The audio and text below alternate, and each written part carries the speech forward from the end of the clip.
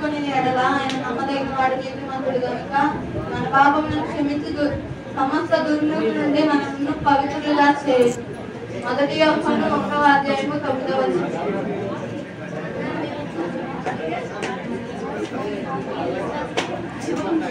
అందుకు నా కృప నీకు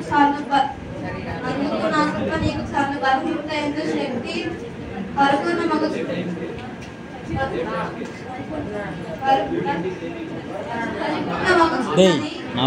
ఆయనతో చెప్పాను. కాగా క్రీస్తు యేసు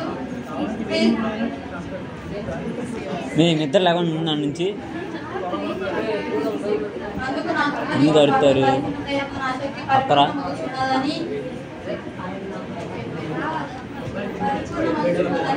కాగా క్రీస్తు శక్తి నా మీద